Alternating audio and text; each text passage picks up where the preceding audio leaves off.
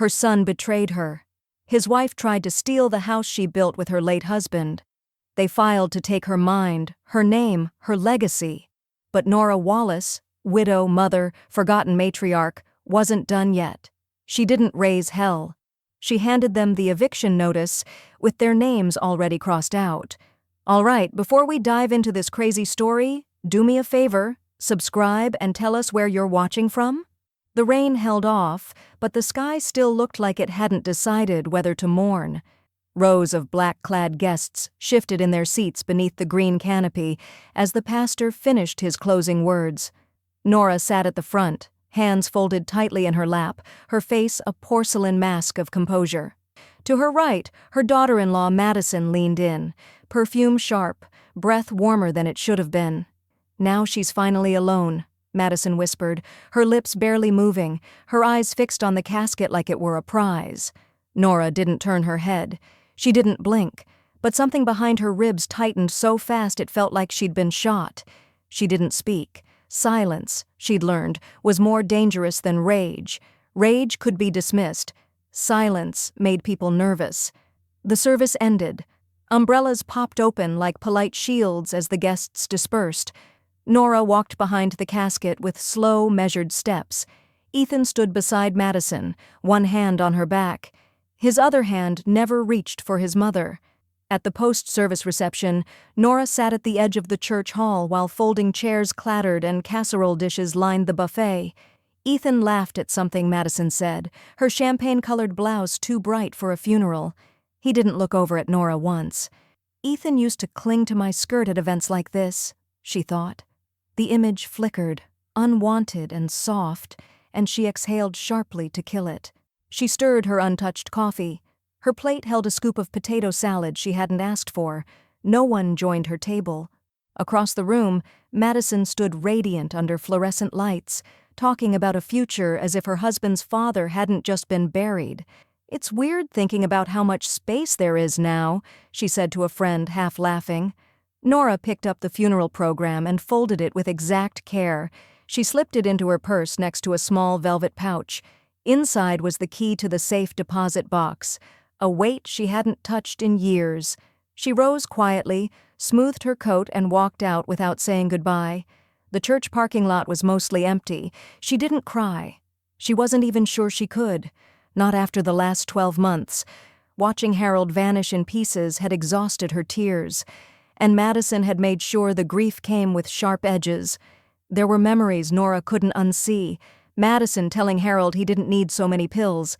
Madison intercepting the hospice nurse to clarify instructions. Madison loudly reminding Nora to stay hydrated, sweetie, in front of guests, as if she were the one unraveling.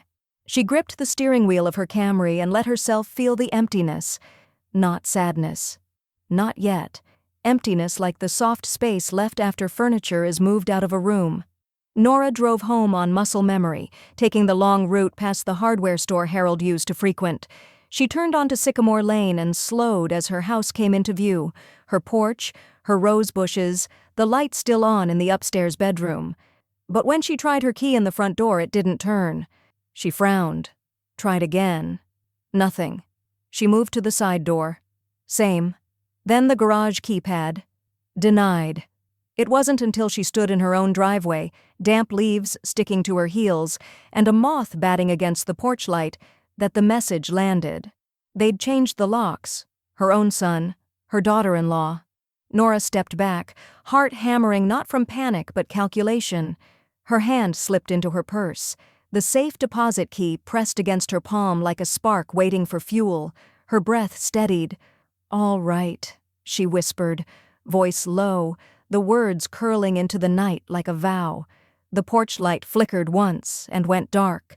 The night air was cold, dry, and indifferent, like the silence between two people who used to love each other. Nora sat stiff-backed on the edge of a guest bed that smelled faintly of lavender detergent and someone else's life. Laura, her oldest friend, had offered tea and sympathy, but Nora had declined both. "I'm fine," she'd said. She wasn't. She stared at the wall, not seeing it, not thinking of Harold in the casket, not even of Madison's smirk. All she could see was the deadbolt refusing her key, like the house had grown a mind of its own and decided she no longer belonged. What cut deepest wasn't the door. It was who had locked it. She was up before dawn, dressed in yesterday's funeral clothes with only a comb run through her hair. The silence in Laura's kitchen was broken only by the drip of the coffee pot. Nora poured herself half a cup and left it, steaming on the table.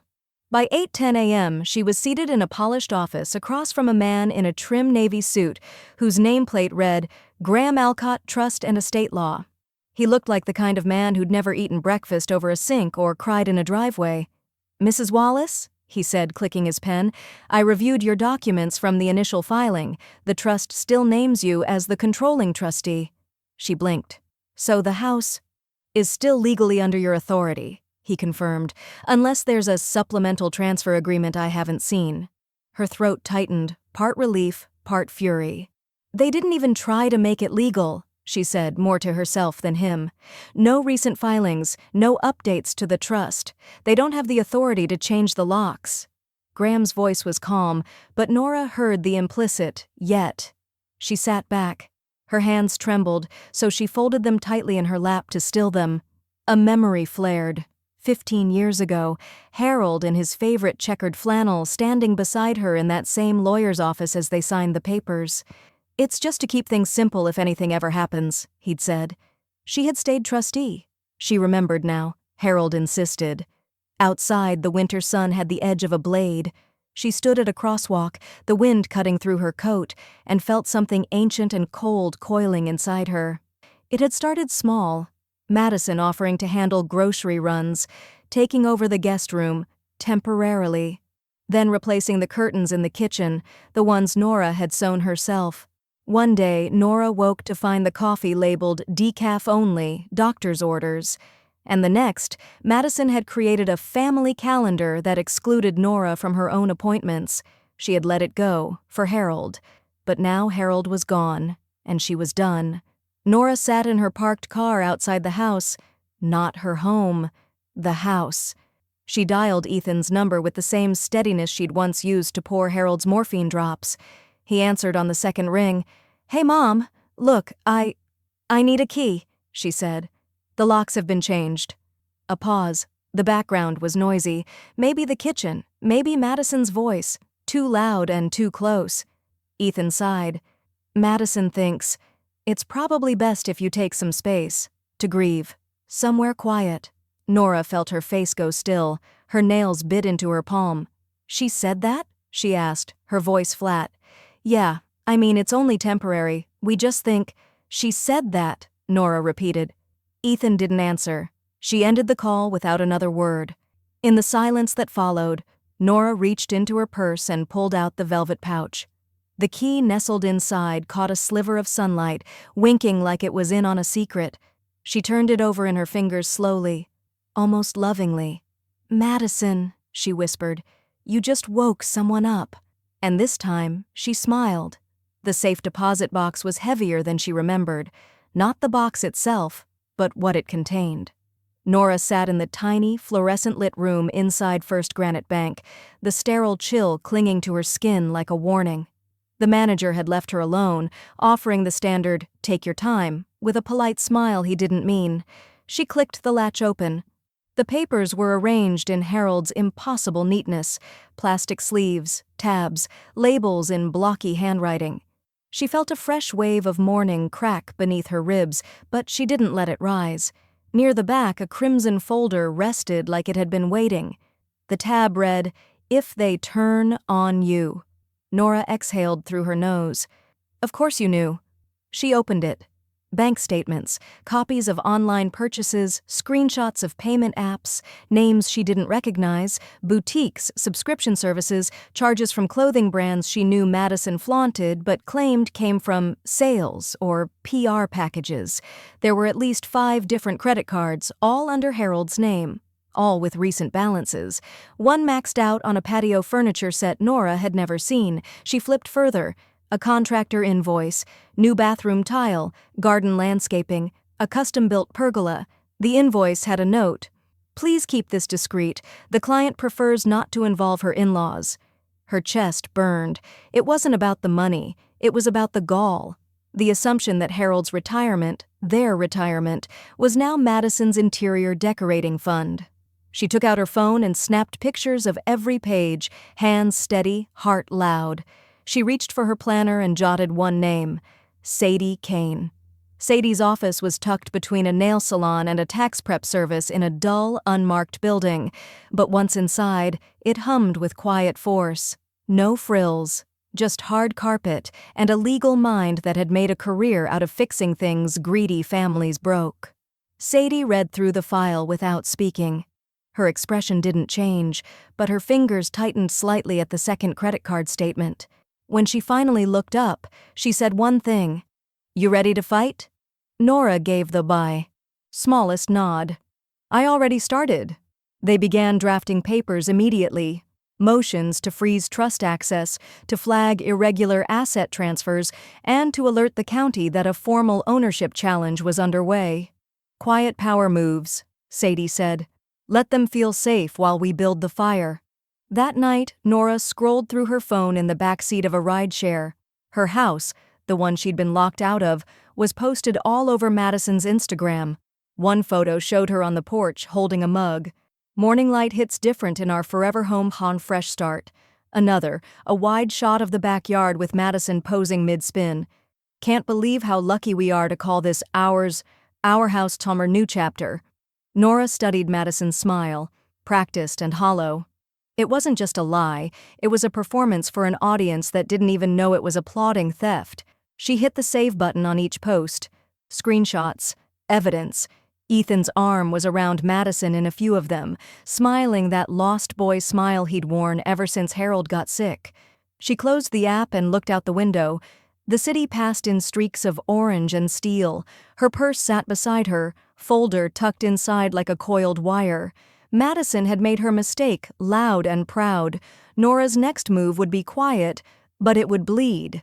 As the car pulled to a stop, her phone buzzed with a new notification. Madison had just posted again, a boomerang video of champagne glasses clinking. Caption: "New beginnings feel better in your own home. R claimed it." Nora didn't flinch. Instead, she leaned back against the seat, pulled her coat tighter, and whispered just loud enough to hear herself, "Not for long." The laughter drifted down Sycamore Lane like perfume, sweet, loud, and meant to be noticed. Nora slowed her walk as she reached the edge of her own driveway, her heels silent on the pavement. She stayed in the shadows, the flickering glow of bistro lights wrapping her house like a party favor. There were at least 30 people in the backyard, wine glasses in hand, jazz humming from a Bluetooth speaker perched on the deck railing she and Harold had built. Someone was flipping sliders on the grill Madison had once called tacky. A chalkboard sign near the gate read in gold cursive, "Welcome to Madison and Ethan's new chapter." Nora's mouth didn't move, but her jaw clenched so tightly her temples ached. She walked through the side gate, uninvited, unnoticed at first. Her black dress, plain and unadorned, made her look like she was walking out of a funeral, not into a celebration. In a way, she was. Near the koi pond, a woman Nora didn't recognize gestured to the garden beds. "This landscaping is stunning," she said to Madison. "Did you inherit all of this?" Madison laughed. "It needed a woman's touch, you know. The previous layout was so dated." Nora stepped onto the flagstone path, boots crunching softly. The laughter softened. Someone nudged Madison. She turned. "Oh, look," Madison said brightly, lifting her glass. "The guest has arrived." A few people chuckled awkwardly, unsure of the joke. Nora said nothing. Madison raised her voice just slightly. "We weren't expecting company, but I suppose it's still your rosebush out front, right?" Ethan stood near the patio, drink in hand, gaze cast downward like a boy caught between parents at a divorce hearing. He didn't move. Nora's smile came slowly, just the edge of her lips like a blade unsheathed. She pulled her phone from her purse, turned slowly in place, and began taking photos. Not the guests, just the garden, the pergola, the string lights, the newly planted bed of hydrangeas where Harold's barbecue pit used to stand. People shifted, uncertain now. Madison's smile faltered for a moment before she leaned in toward her group. "She likes to document things," she whispered, just loud enough to carry. "Scrapbooking or something. Therapeutic, I guess." Nora turned her camera off, dropped it back into her bag, and walked out the way she came, never saying a word. Sadie's office smelled like toner and victory. "Are you sure you want to push this tonight?" Sadie asked as she pulled the manila envelope closer. "We can let it sit. Let her hang herself a little more."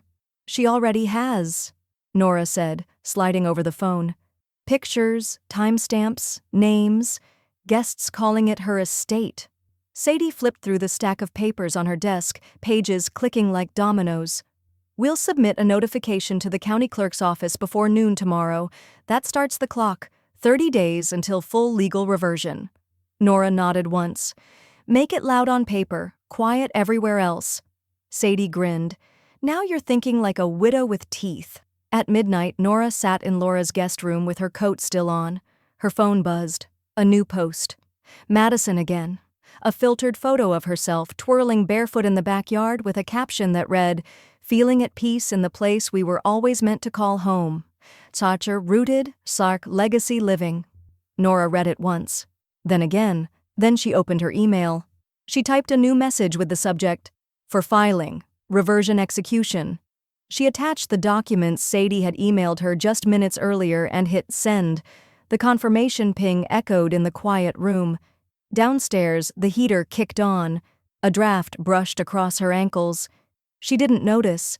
Her eyes drifted to the side table, where a single photo of Harold in his workshop sat framed in wood. His hands were dusty. His eyes were laughing.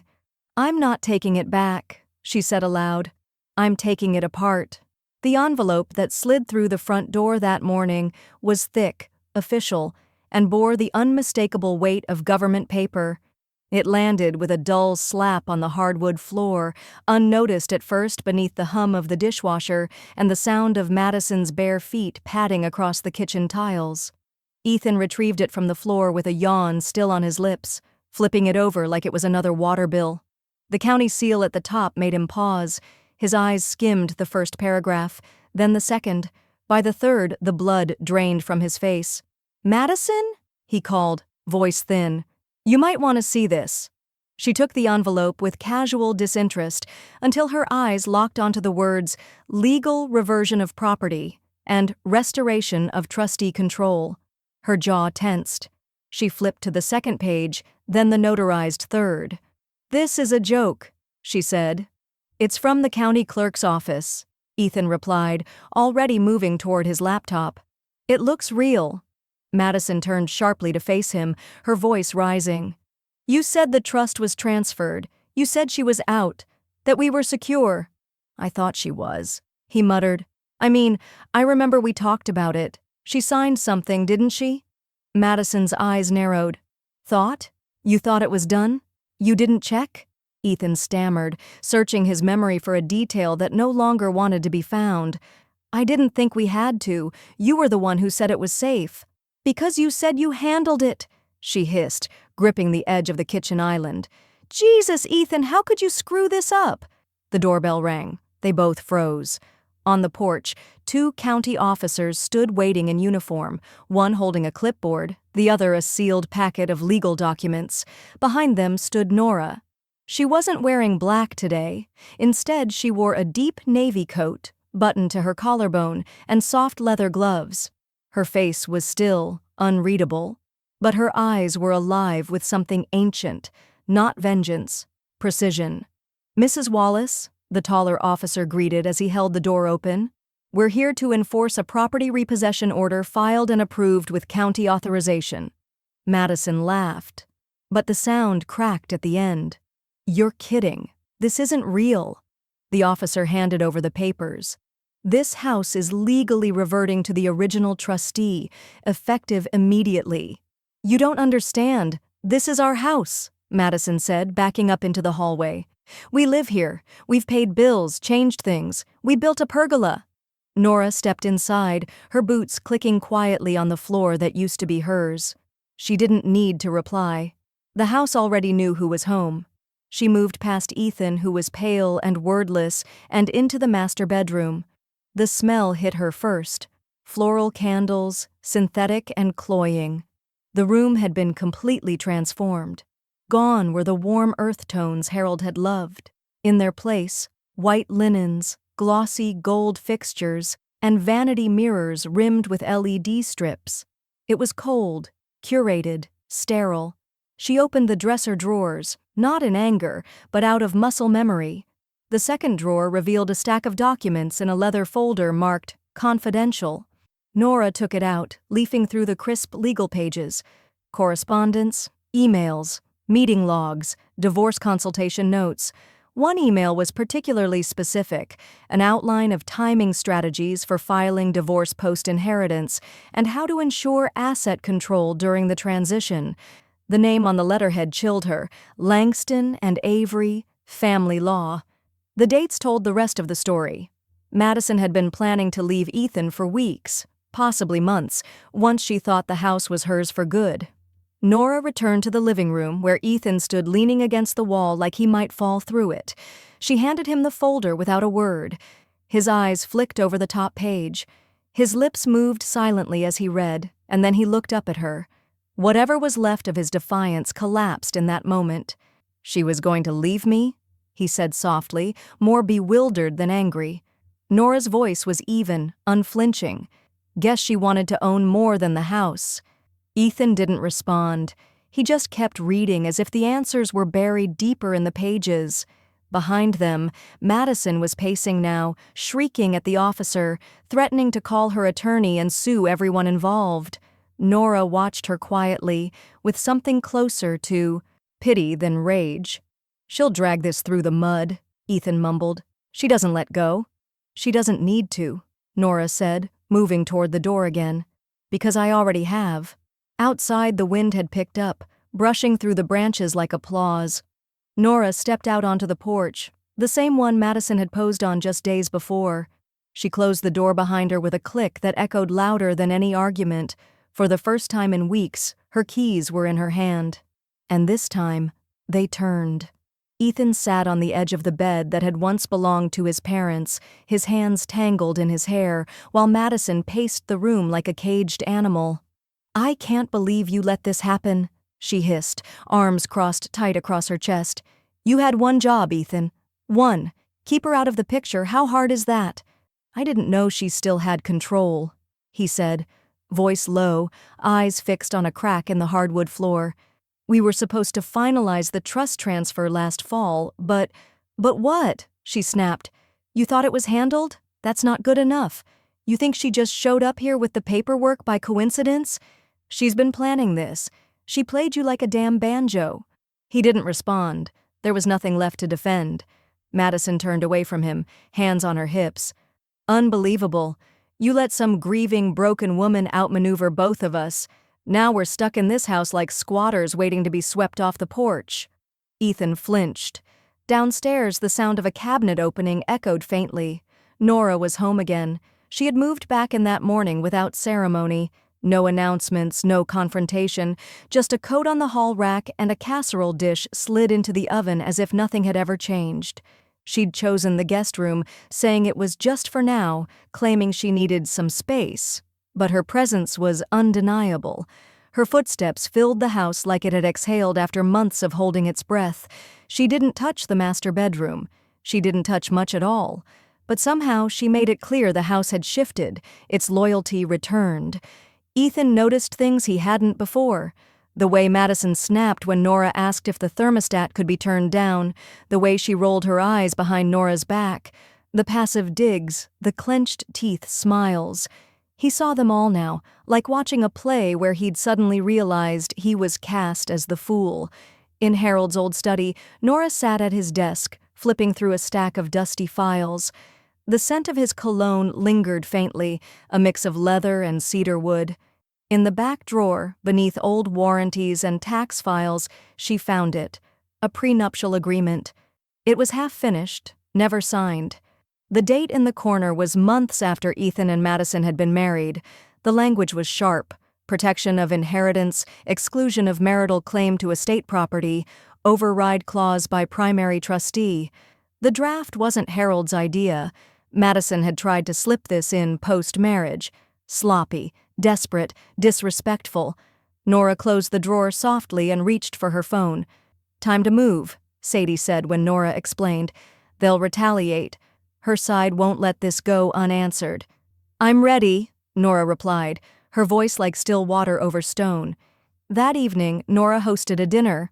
Not an event, not a statement, just a gathering of a few old friends around the same oak table she and Harold had refinished years ago. There was laughter, the soft clinking of wine glasses, and stories that curled around the room like candle smoke. Madison lingered near the kitchen island, watching. Her eyes flicked between Nora's calm face and the people smiling in her house. She said nothing for most of the evening, but her silence wasn't surrender. It was venom cooling in a jar. Dessert was a simple apple crisp. Madison offered to help heat it, insisting on pitching in. The scent of cinnamon filled the kitchen. Then came the smoke. A blackened tray emerged from the oven, the crisp charred and blistered, filling the room with a bitter haze. "Oh no," Madison said with a bright, empty smile. "Guess I forgot to set a timer." One of the guests coughed politely. Nora stood, walked to the window, and cracked it open to let the smoke drift out. She didn't say a word, no accusation, no reprimand. Instead, she walked to the sink, rinsed her hands under cool water, and dried them with the towel Harold had always insisted was just for show. On the kitchen counter, beneath a folded copy of Sunset magazine, lay a certified envelope. The eviction paperwork had already been filed that morning. Madison just didn't know it yet, and Nora wasn't about to tell her, not until the doorbell rang. The doorbell's chime still echoed down the hall when Ethan emerged from the shadows of the staircase, his face drawn tight with the kind of worry that lived behind the eyes, not the mouth. He passed the remains of dinner, plates still warm, wine glasses half full, napkins crumpled like forgotten treaties, and found Nora standing at the open door. It wasn't an officer this time. Just a courier with confirmation. The eviction notice had been delivered, officially and legally, with no room left for denial. Madison's name was now printed in bold across the top of a court-backed document requiring her to vacate the premises within 30 days. Ethan waited until the front door shut and the hallway fell back into quiet before he spoke. "Mom," he said, gently but with an edge. "Don't do this, please." Nora didn't turn around. She slipped the envelope into the side drawer of the console table and began collecting empty glasses off the buffet. "I already have," she said. Ethan moved closer. Can we just sit and talk about this? This doesn't have to get ugly." She looked at him now, and something flickered across her expression. Pity, perhaps, or something softer, but it vanished before it settled. "You want to talk about ugly?" she asked quietly. "You let her change the locks while I was still in morning clothes. I didn't know she was going to—" "You let it happen." Her voice wasn't raised, but each word was precise, measured like a verdict. Ethan stepped back, rubbing the back of his neck like he could loosen something inside himself. "She's scared, and I am too. You're going to ruin her, Mom. If she gets kicked out now, she'll come for me. I could lose everything." Nora folded a linen napkin and set it gently beside the sink. "Is this about fairness?" she asked. "Or fear?" He didn't answer. She turned to face him fully now. "You were a kind boy once," she said. "You used to defend me when someone made a joke at the store or forgot I was in the room. You used to hold my hand when I crossed streets." "I still love you," Ethan said, his voice cracking. She got in my head. I thought we were doing what Dad would have wanted, keeping the family together. Your father," she said, voice low, "would have never let anyone erase me from my own home."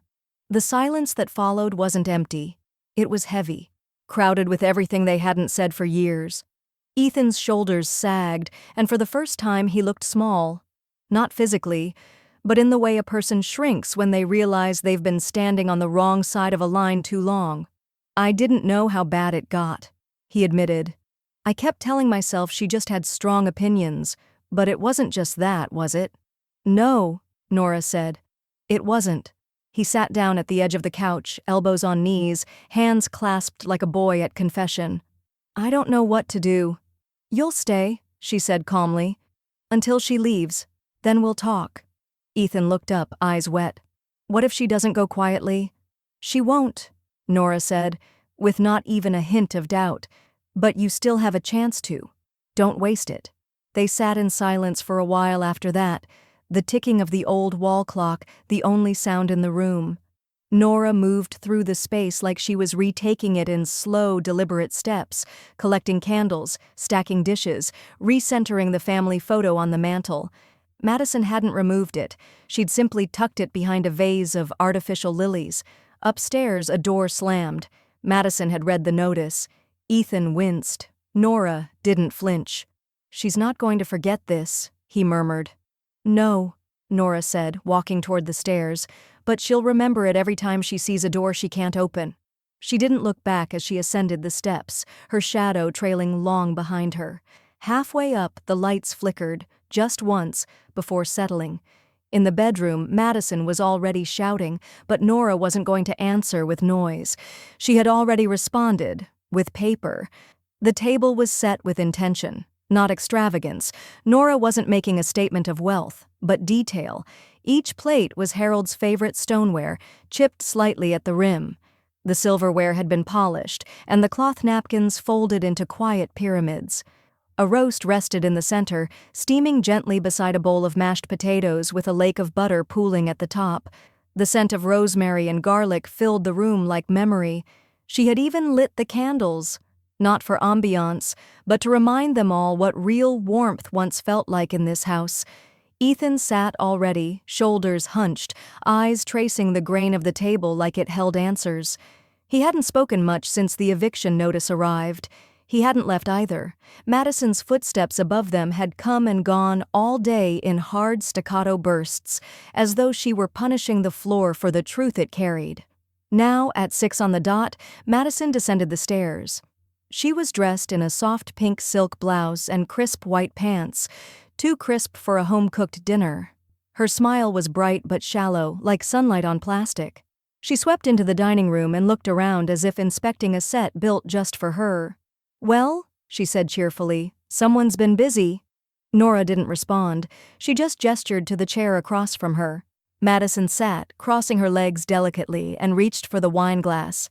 She swirled the red with practiced ease before taking a long sip. "This smells amazing, Nora. So homey. Roast and potatoes. Harold's favorite, wasn't it?" Her tone was dipped in familiarity, the kind that forgot it had worn out its welcome. Ethan nodded faintly, but his eyes were distant. If he noticed the meal was one their father had requested every year on his birthday, he didn't say so. Dinner passed in clinks and shallow comments. Madison filled the silence with breezy remarks about neighborhood gossip and real estate markets. Nora never engaged. She served each course with quiet grace, as though hosting a dinner party in a museum that only she remembered living in. Madison made small jabs beneath her breath, glad the dining room finally feels alive again, and chuckled softly when Ethan asked for more salt. "Don't worry, baby. I'll teach her how to season next time." Still, Nora said nothing. Her silence wasn't passive. It was loaded. Every pause stretched like thread drawn taut between them. After dessert plates had been cleared and coffee poured into Harold's old stone mugs, Nora rose from her seat. "I have something for both of you," she said simply.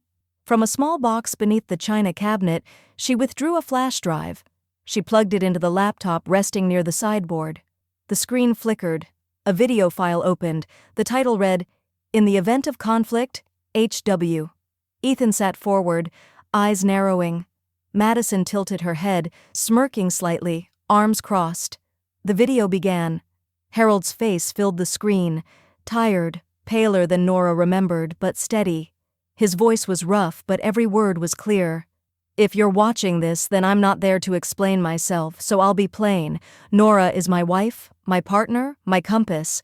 If there's ever a dispute, if anything should arise that causes fracture or betrayal, she has the final say, full authority over the trust, the property, the decisions.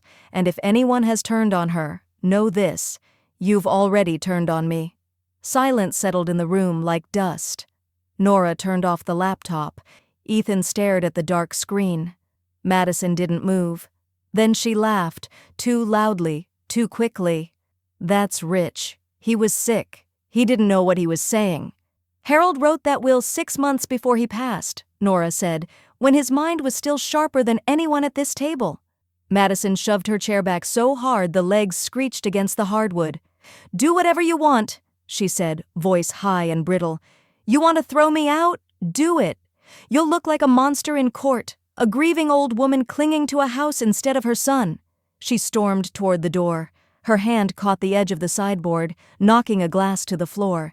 It shattered, sharp and sudden, sending a few shards skittering under the table. Ethan flinched. Nora didn't move. When the front door slammed, the quiet returned. Nora walked to the kitchen, poured herself the last inch of wine, and sat across from her son. The fire in the hearth crackled softly behind her. She took a slow sip, then set the glass down gently. I'm not done, she said, her eyes meeting his across the candle-lit wreckage of the meal. And this time, Ethan believed her. The envelope arrived by courier the following morning. Heavy stock, embossed lettering, the kind of legal warning dressed up like an invitation. It was addressed to Nora Wallace, current occupant, and tucked neatly into a folder bearing the letterhead of Carver, Sloan and Hewitt LLP. Madison hadn't wasted any time. Nora read the cease and desist letter in full, twice. She didn't frown. She didn't sigh. Instead, she placed it carefully on the kitchen counter beside the sugar jar, then picked up her phone and dialed Sadie. Cease and desist already? Sadie said, not surprised. They're moving faster than I thought. That tells me they're scared. She's trying to bluff, Nora replied. It won't stick. It won't, Sadie agreed, but I think it's time we make our next move public. That afternoon, a release went out from Sadie's office to the County Records Division and to Madison's legal team. Attached was a full ledger of Harold's financial records, line by line, month by month, documenting the siphoning of funds from joint accounts into private ones under Madison's name. Credit cards opened and maxed without Nora's knowledge. Unauthorized withdrawals from Harold's pension. The luxury bathroom remodel. The private yoga retreats labeled as wellness for the household. The numbers didn't lie.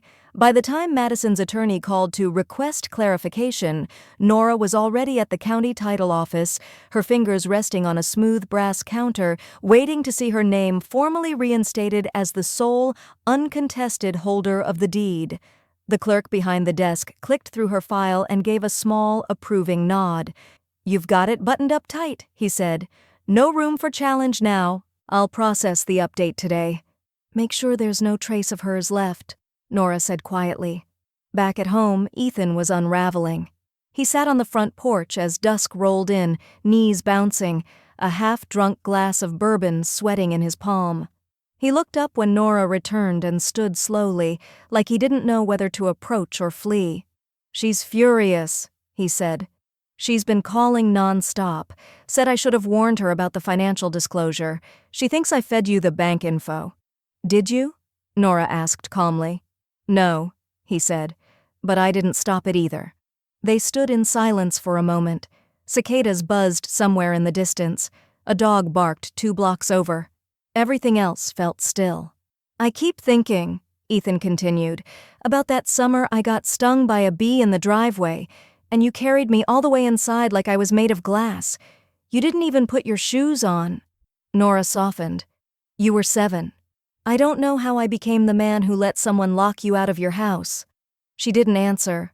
Some wounds didn't need to be pressed. They needed to breathe. He took a deep breath. What do I do, Mom? I love her, but I see her now, and I don't know how to unsee it. Nora met his eyes, and in her gaze was all the steel and sorrow she'd built around herself. You have a choice, she said. Stay and help undo what you let happen, or leave with her. But I won't live in limbo anymore. Ethan looked away, his voice barely audible. I need time. Nora didn't hesitate. Time, she said, is what I've lost the most. She stepped past him and returned inside, the screen door creaking shut behind her. In the study, the light was soft, and the smell of old paper filled the air like the echo of Harold himself. She sat down at the desk and pulled out the trust file. One by one, she began striking Madison's name from every document.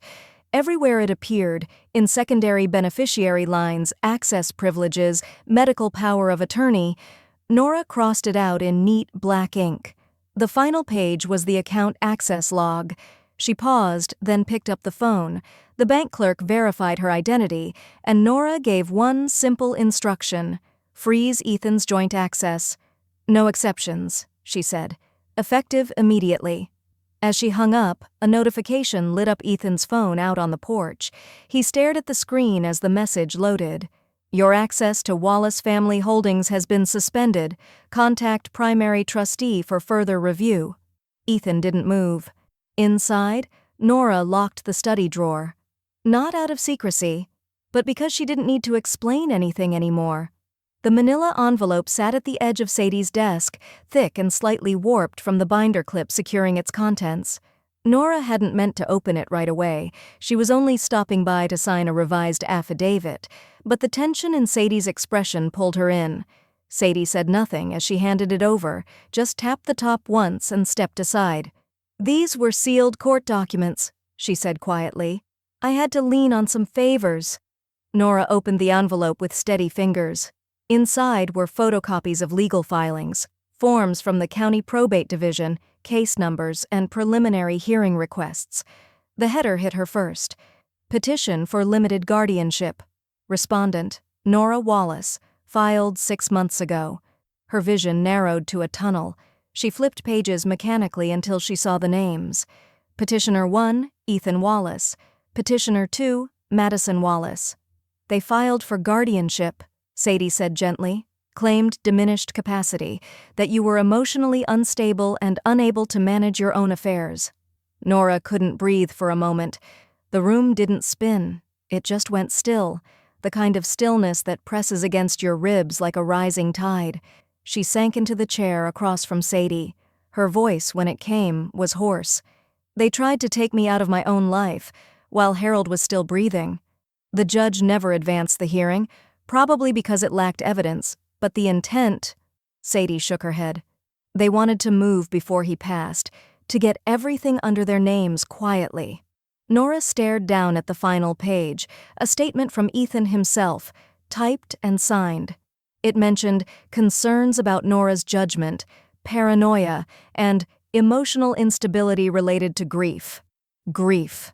They weaponized her love for Harold like a mental illness. The memory crashed back in without permission. Last winter, the hospital room dimly lit, Harold groggy after treatment. A nurse had spoken to her like she was confused, double-checking the dosage she'd just confirmed with the doctor. Another time she'd asked to update Harold's insurance file, and the administrator told her gently, "Your son already has authority on this." She hadn't understood then. She did now. Madison and Ethan had been laying the groundwork for her erasure long before Harold's death, not just from the home, from the record, from the very identity she carried. Nora stood slowly. I need some air. Sadie didn't stop her. The cemetery was empty except for the wind. Dry leaves scraped across headstones as Nora knelt before Harold's grave, one hand resting against the edge of the granite like it might steady her. I missed it, she whispered. I didn't see them coming. The sky was low and gray, not yet raining, but threatening to. Nora pulled her coat tighter. They tried to steal my name, my sanity. You always said I let people slide too easy. You were right. She closed her eyes, fingers brushing the engraved letters. But I'm not sliding anymore, Harold. Her voice hardened. They're going to feel you, in every signature I write from this point on. By the time she got home, she was on the phone with her banker. I want to initiate a full separation, she said, walking calmly through the house. All joint accounts. I want Ethan and Madison's names removed from anything tied to Wallace Holdings or the family trust. Yes, I understand the consequences. I'll take full responsibility for the transfer. She paused at the study door and added, and I'd like to begin liquidation of any shared assets with their names attached, cars, lines of credit, retirement accounts Harold didn't designate directly to me. The banker hesitated, then confirmed her authority. The calls began. At 5:42 p.m., Ethan's phone buzzed in his jacket pocket as he pulled into the driveway. A cascade of alerts followed: text messages, banking app notifications, voicemails piling up one by one. His card had been declined when he stopped for gas. He ignored the first alert, then the second. By the third, his hands were shaking. He opened the app and stared as line after line read, "Account access revoked, card suspended, vehicle asset flagged for repossession." Inside the garage, the family's second SUV, a sleek black Lexus that Madison had insisted on leasing in Harold's honor, was missing. Ethan stood frozen in the driveway, phone slack in his palm, heart racing like it had just figured out the rules had changed for good. Behind him, the porch light flicked on. The lock clicked into place. And Nora, once again, was already one step ahead. Ethan didn't knock. He came in through the back door, the way he used to when he was 16 and trying to avoid his father after curfew. His hair was a mess, his eyes hollow. He hadn't shaved, and the shirt he wore was wrinkled and mismatched with his dress shoes. But it wasn't shame in his posture. It was desperation. Nora was in the living room, seated in Harold's old recliner, a yellow legal pad balanced on her lap. She didn't look up as he entered. Only the soft scrape of his shoes on the hardwood betrayed him. "You took everything," he said hoarsely. "The car, the cards. My name is frozen in every file. I can't even book a hotel room." Nora set the pen down, folded the legal pad, and looked at him squarely. "No," she said calmly. "I reclaimed what was already mine." He stepped forward, hands flexing like he wasn't sure what to do with them. "You're punishing me to get back at her." "I'm holding you accountable," she replied, her voice flat. "You tried to erase me while I was still breathing." Ethan flinched. "She convinced me." "She guided you," Nora interrupted, "but you walked the path." For a moment he looked like he might cry, but whatever softness he had left hardened beneath his jaw. He looked away. "Fine, but she's suffering too. She's getting hammered online. People are calling her a scam artist." "She built that story," Nora said, "and now she's trapped inside it." The internet had turned quickly. A clip of Madison at Harold's funeral had surfaced, her voice clear, her eyes gleaming with satisfaction as she said, "Now she's finally alone," to a woman just out of frame. That woman had been Nora. The person holding the camera had unknowingly captured the moment that would cost Madison public sympathy. The hashtags changed overnight. Grief grifter, Sahajar homewrecker heir. In her own words. Nora had done nothing to fuel the narrative. She didn't have to. Ethan paced a slow circle in the room, his fingers running along the edge of the couch like he needed the texture to think. "She wants me to deny everything," he muttered, "to say you forged documents, that Sadie manipulated Dad's will." "Will you?" Nora asked. He looked at her. "I don't know." "Then let me make it easy," she said. "I'll offer you a deal." He stilled. "You go into that courtroom," she continued, "and you tell the truth. All of it. The guardianship petition, the credit cards, the manipulation. You say it under oath. And in return," he asked, voice wary, "you keep what little is left of your name. I won't sue you for fiduciary misconduct. I won't push for criminal charges." Ethan's shoulders dropped an inch, but the relief was tempered by something he couldn't quite speak. "I want something else," he said quietly. "Not just immunity." Nora raised an eyebrow. "I want you to write me a letter," he said. "Just one page. I don't care what it says, but I need to know, when this is over, I need to know you don't hate me." Nora studied him for a long moment. "I'll write something," she said at last. He nodded, swallowing hard, but she hadn't said what she would write, or when, and Ethan knew better than to ask. He left as quietly as he came, his hands shoved deep into his pockets, head low as he stepped into the cool twilight. Somewhere down the block, wind chimes rattled against each other, light but insistent. Back inside, Nora picked up the legal pad again. She didn't write a letter. She drew a single, heavy line down the center of the page. On one side, she wrote a name. On the other, a consequence. When she finished the list, she tore it out cleanly and slipped it into the folder labeled Trial Prep, Wallace v. Wallace. She closed it. and locked the drawer. Outside, Ethan's phone buzzed again, this time with an email. Subject, notice to appear, preliminary hearing, Wallace Trust proceedings. And in the carbon copy line, witness, Ethan Wallace. He didn't open it right away, because this time he knew exactly what it meant. The courtroom wasn't dramatic. It was beige and boxy, with humming fluorescent lights and worn wooden benches that creaked under the weight of impatience. But Nora sat in the front row, spine straight, expression unreadable, as if it were a throne room. Her blazer was charcoal gray, her blouse crisp ivory, no jewelry, no color. She had dressed intentionally, like the woman no one could accuse of being unwell. The judge entered and took his seat with the slow solemnity of someone who had seen 100 families tear each other apart over money. He nodded once, and the proceedings began. Madison's lawyer, young, confident, overly moisturized, stood to deliver his opening. He painted Madison as a misunderstood daughter-in-law who had sacrificed her personal career and peace of mind to care for a declining, fragile woman. He used words like caretaker, chaotic grief, and poor communication. He called Nora's behavior erratic and her control over the estate concerning. When Madison took the stand, she leaned into it like a role she'd rehearsed. "I tried so hard to make her feel supported," she said, dabbing the corner of her eye with a tissue she hadn't needed.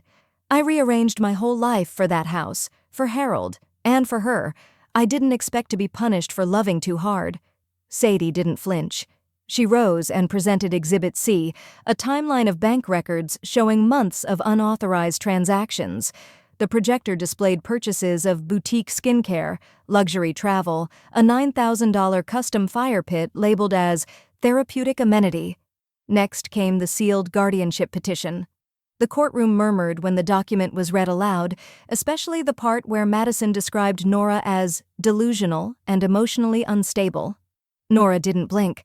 Ethan was called to the stand last. He hesitated as he stood. His suit jacket didn't quite fit. His hands trembled as he adjusted the mic. "I didn't know what I was doing," he began. "I convinced myself we were helping her, but the truth is we were pushing her out, and I let it happen." Sadie approached gently. "Did you sign the guardianship petition?" He nodded. "Yes." "Were you aware of Madison's misuse of Harold's accounts?" "Yes." "Did you benefit from it?" A long pause. Then, "I did." From the back row, Madison gasped audibly. But Ethan didn't turn. Sadie stepped aside. No further questions. Ethan stepped down, eyes lowered. He passed Nora's table without looking at her, but the air between them was charged with something fragile, like a bridge made of thread. Then, quietly, Nora stood. "Your Honor," she said, "may I read something before we close?" The judge gave a single nod. She removed a single folded sheet from her folder, Harold's letter. His handwriting was uneven but legible, the ink slightly faded. She read aloud, "Nora, if you're reading this, it means the world around you has become something unfamiliar, maybe even cruel, but I need you to remember who you are. You are the constant. You are the one who rebuilt things every time I broke them. If they come for you, it means they've already forgotten me. And if they lie, then you outlived the liars. Do what you must. I trust you more than I trust the law." The courtroom held its breath. Nora folded the letter, tucked it away, and sat. The judge's gavel hit once, final. In light of the evidence and testimony, the court recognizes Nora Wallace as the sole and rightful trustee of the Wallace estate and all attached assets. All claims from the contesting parties are hereby denied. Immediate eviction is granted per standing trust law. Court is adjourned. The sound of the gavel echoed long after the words stopped. Madison stood slowly, as if reality hadn't quite settled in her bones. Her mouth opened, but no words came. She turned and stormed out, heels clicking hard against the polished floor. Ethan remained seated. He didn't follow her. Nora rose, gathered her folder, and walked past him. She didn't stop. He didn't call after her. And outside, under a sky still as slate, Nora exhaled. For the first time in a long, long while. The sound of hammering wasn't loud, just rhythmic, clean. It echoed gently through the frame of the house like a heartbeat long silenced and now, finally, returning. Nora stood by the window, sipping tea from Harold's old mug as a local contractor patched the holes left behind by Madison's aesthetic upgrades. Gone were the chrome sconces, the mirrored panels, the sharp corners that had sliced personality out of every room. In their place, real wood, soft paint, warm light, but it wasn't just the house she was rebuilding. In the afternoons, she sorted through Harold's boxes, restoring pieces that had been hidden or discarded. His baseball glove from college, the clock he'd made in their first year of marriage, a hand-carved key rack shaped like a tree. Every object placed back into the world felt like a sentence finished after a long pause. One morning, as she dropped off books at the community center, she ran into Thomas Blake, an old friend of Harold's from their church years, a retired schoolteacher who now volunteered as a driver for the senior shuttle. He was quiet, steady, with a gaze like worn leather and a voice full of pauses that made space for others. They started meeting every Thursday, sometimes at the town library cafe, sometimes walking the edge of Lake Marin where Harold used to fish. "You're different than you were last winter," Thomas said once. Nora looked at the water. "I'm just finally who I was supposed to be." Word of the court's ruling had traveled fast, but the appeal Madison filed afterward had been slow, clumsy, and paper-thin. Sadie had read the brief over lunch, barely suppressing a yawn. "She doesn't have a leg to stand on," she'd said, tapping her pen against the table. "If the judge entertains this, it'll be charity." Still, Nora remained cautious. The woman had once tried to steal her mind on paper. Anything else was just a step away. Some nights, the worry crept in anyway, usually when the wind blew too hard through the upstairs hallway or when the floor creaked in the dark. On those nights, she pulled out Harold's journals. There were pages marked with tabs, underlined notes, and scribbled warnings. One entry, dated 2 years before he passed, read, "Madison's charm is a cover. Don't be fooled, Nor, you feel it. So do I." Another, more recent, "If I go first, make sure she never owns the front door key." A lock's nothing without memory behind it. Nora folded the page and tucked it into her wallet. She started redirecting her energy. The assets she'd liquidated sat heavily in her account, and she'd decided it wouldn't stay that way. She gave a donation to a local shelter in Harold's name, paid off the town's overdue school lunch debts, sponsored new benches at the Veterans Park with small brass plaques that simply read, "Be still. Someone loved you here." The town noticed. Quietly, but sincerely. Her name started to mean something again, this time not for what had been taken, but for what she was choosing to return. One afternoon, Thomas knocked on the front porch and handed her a small envelope. "A foundation I work with is doing a dinner," he said. "Harold's name came up. They'd like someone to speak." Nora hesitated. "I'm not a speechmaker." "No," Thomas said gently. "You're a survivor. They'll listen." She didn't answer, but she didn't say no either. That night, rain drifted down in quiet sheets, soft against the windows. Nora was sorting through the hall closet, folding Harold's old scarves into a storage bin, when the doorbell rang. She opened the door. There stood Ethan, soaked, holding a duffel bag in one hand and a folded letter in the other. He didn't look like the man who'd walked out of that courtroom in silence. He looked like the boy who'd once come home after a fight at school, unsure if he still belonged in the doorway. "I didn't know where else to go," he said. Nora didn't reply. Her eyes dropped to the letter in his hand. "I brought your answer," he said quietly, "and I'm ready to hear mine." She stepped aside to let him in, but only barely. Behind them, the rain kept falling, and somewhere upstairs the old house exhaled. The headlines hit before breakfast. Nora's phone buzzed 3 times in a row on the kitchen counter, push notifications from national outlets she didn't follow and never read. Ethan, seated awkwardly at the small table with a mug of black coffee between his hands, froze as her screen lit up with one bold title, "Exclusive. Former daughter-in-law of retired Navy officer claims pregnancy amid elder abuse, court drama." Nora didn't open the article, but Ethan did. "She told them she's expecting," he said quietly, staring at the screen. "Says the stress from your vendetta nearly caused a miscarriage." The tabloid photo was unmistakably staged. Madison on a bench outside the courthouse, hand resting delicately on a stomach that hadn't looked pregnant the week prior, face turned mournfully to the sky. The quote beneath her image read, "I never wanted it to get this ugly. I just wanted a family. I thought she'd want to be part of her grandchild's life." Nora turned back to the stove. She's nothing if not theatrical. But by noon, the storm had landed. Hashtags surged with moral outrage. Twitter lit up with strangers accusing Nora of elder abuse, of cruelty, of being the archetype of a bitter mother-in-law incapable of letting go. The court victory was forgotten by many. In its place stood a faceless narrative of a grieving woman who had supposedly exiled her unborn grandchild from its inheritance.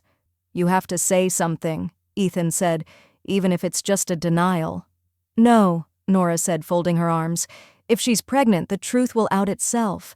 And if she's not, she's built her house on borrowed time." He didn't press her further. But she saw something flicker in his eyes, some quiet, lingering shame he hadn't fully scrubbed out.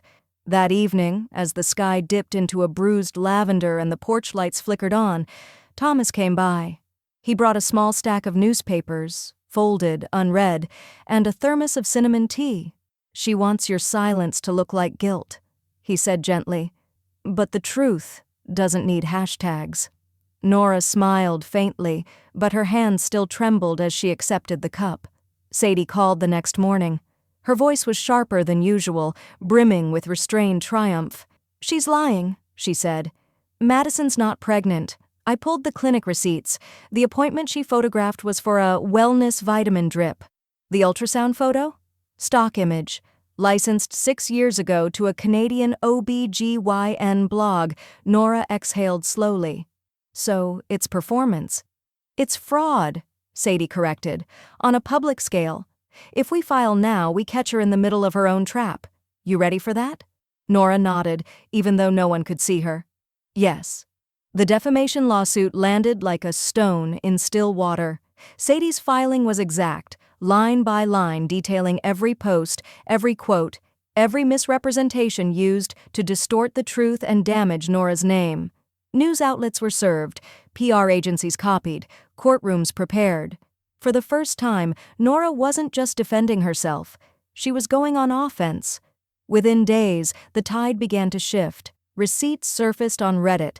Anonymous sources posted side-by-side images of Madison's ultrasound photo and the original Canadian stock image. A YouTube breakdown of her staged interviews went viral. Old social media posts were unearthed, ones where she bragged about hustling PR like chess, not checkers. The woman who once smiled on morning talk shows now ducked behind tinted car windows.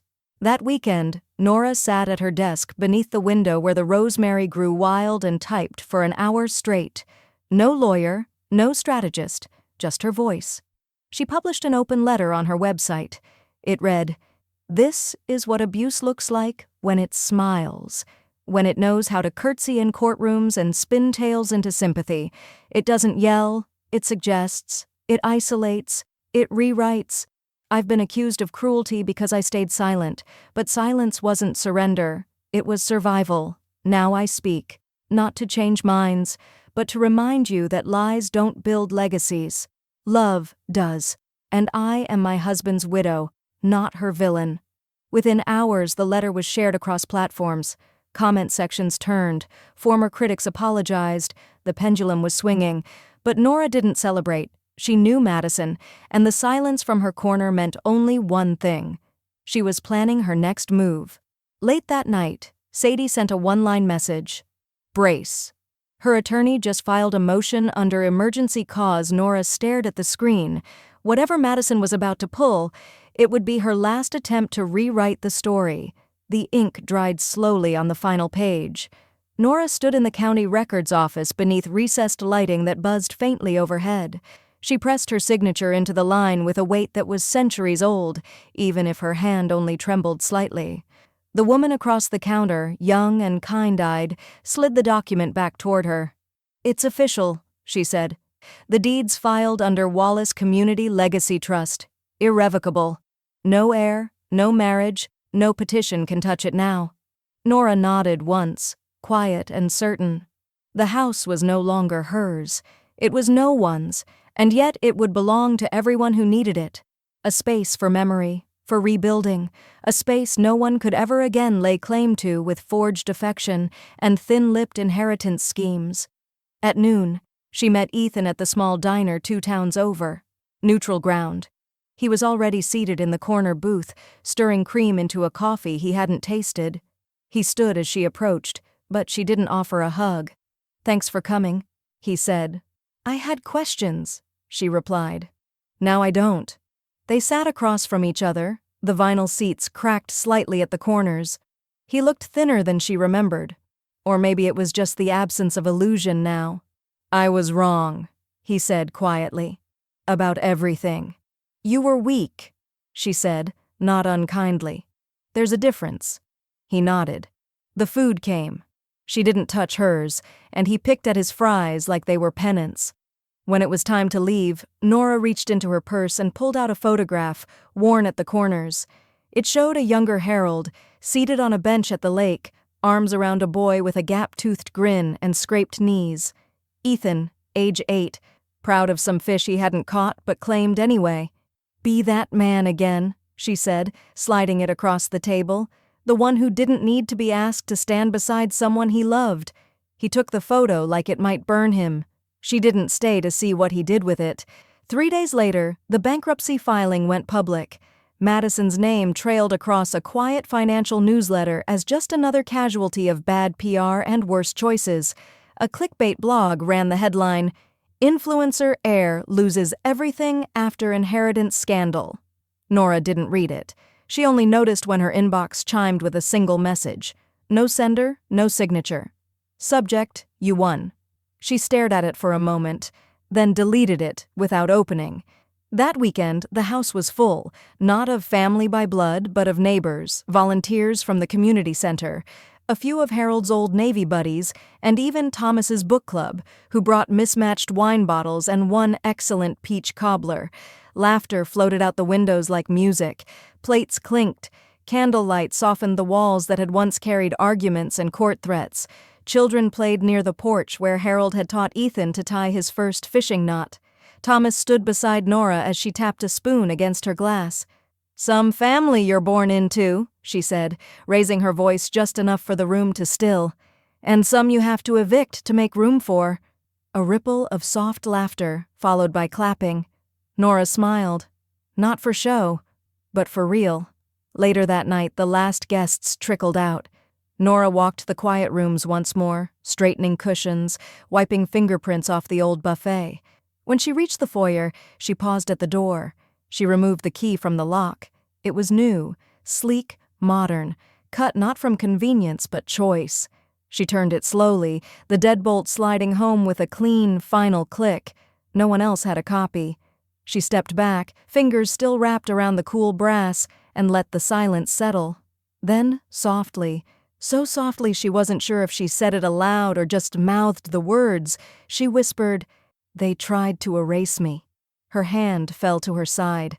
"But I rewrote the ending.